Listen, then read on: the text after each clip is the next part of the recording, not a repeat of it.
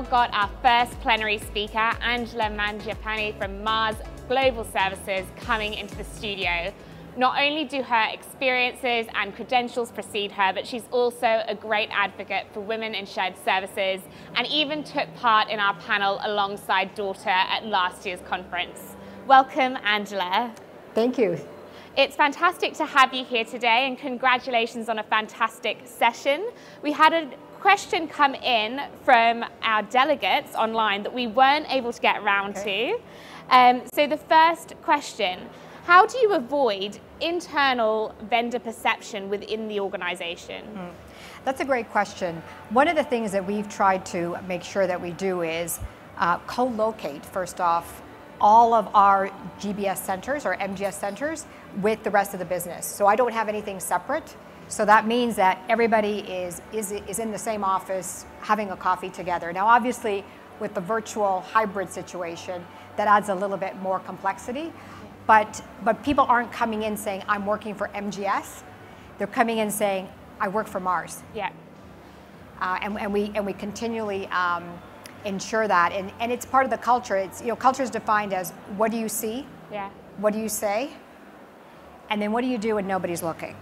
I love that last one. And so from a look perspective, right, what they're seeing is when they walk into an office, they see everything the same.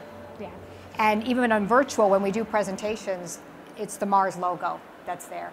And then why we say is when I'm out there, I need to make sure we're always talking about that we are the business. Yes. Right? There isn't this entity out there called the business. We are also part of Mars, and sharing with them the strategies of the segments, why we're creating a better world for pets, why we're bringing more smiles to people's faces with our snacking products. Yeah. And then, what happens when nobody's looking are everyone's actions when somebody sees something, is it aligned? Yeah. Because they're going to question, if a policy comes down, is that policy aligned then with what you've been telling us, Angela? Yeah.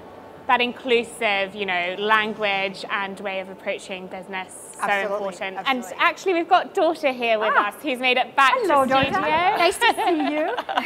I get my steps in today. Yes, we need to stop meeting like this, because I know last year was also... Exactly, we were sitting almost at the same table. What a pleasure it was this morning to hear you kick off the conference here.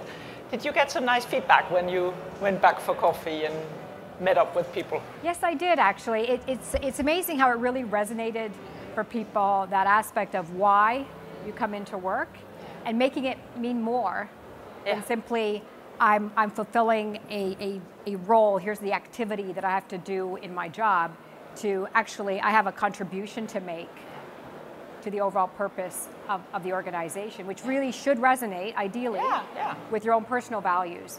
And if you get that, you've got magic, because it's no longer seen as work.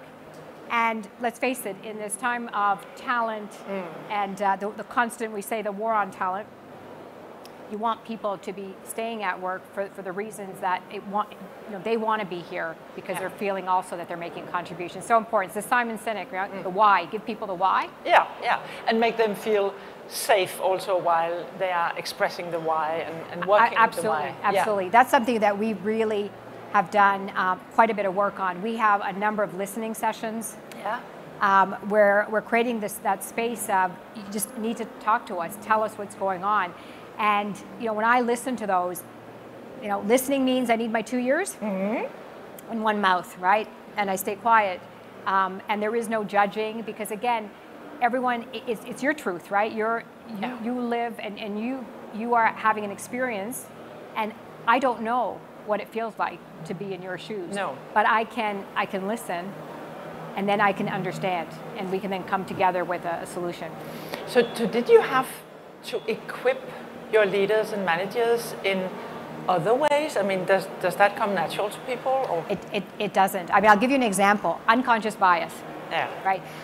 I mean, we all have it. We all have it from when we were kids in the playground, right? We use the cues that we've grown up with, and therefore we formulate a hypothesis, because that's how we've survived. That's human beings have survived, right? And so you have to walk in, and you really have to make a conscious effort, right, of what are you bringing in as your bias.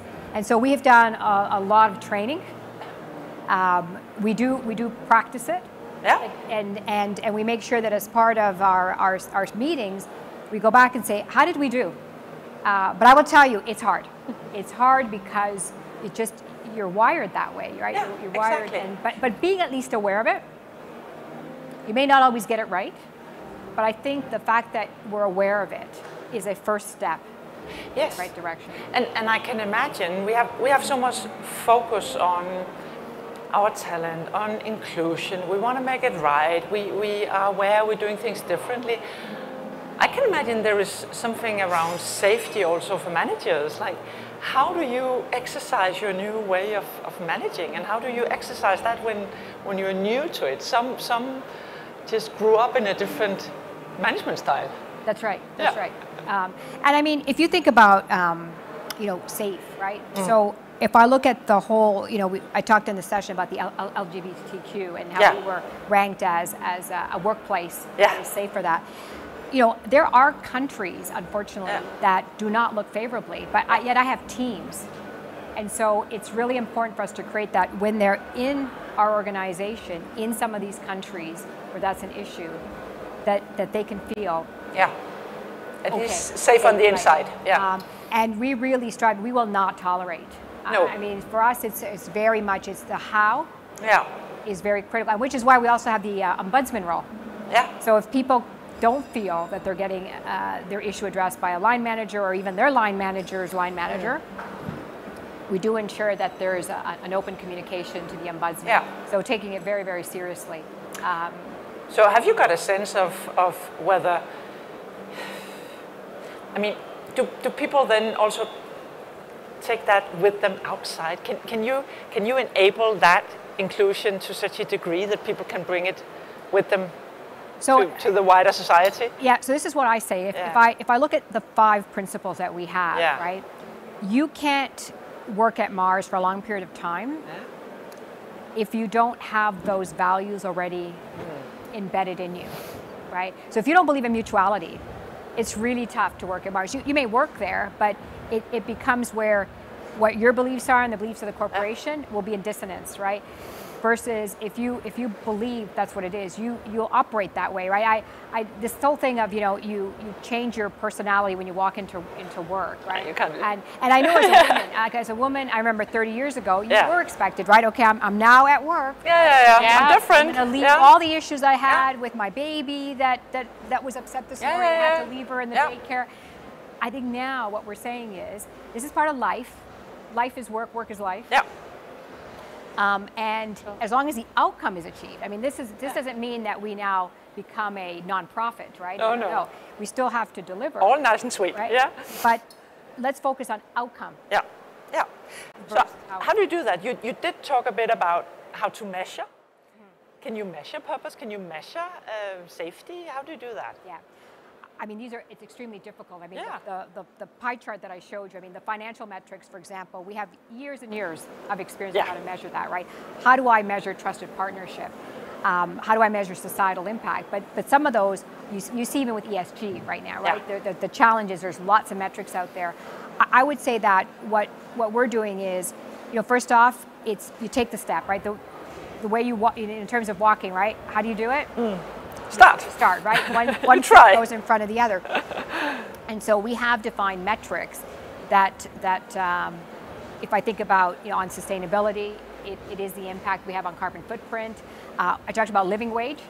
So we will not accept a supplier that has not demonstrated to us that they are paying a living wage to their employees. So these are some of the metrics. Even engagement, associate engagement is one of our metrics that says, how are our associates doing? We measure energy, right, through a survey. So a lot of these, it is work in progress, and we're doing it by surveys, as well as taking a stab at a measurement, seeing how it plays out, and if it's not working, we don't sit there and say, oh, well, this is not going to work, the overall goal. We say, okay, how do we now to change the measurement? Because it might be it's the measure that doesn't work. That's right, that's right. And we do, this is where I think we have to do a lot of sharing with others. To me, this is not about, well, let's keep it a secret what we're doing. I think the more and more this can be shared out, that's what's going to raise also societal impact. I mean, not getting political here or anything, but I'm a big believer corporations have a responsibility to be the change in the world. Yeah. On that measuring and sharing piece as well, I think that's how we build credibility, right? Because unless people know what we're doing, it's very hard to kind of do more.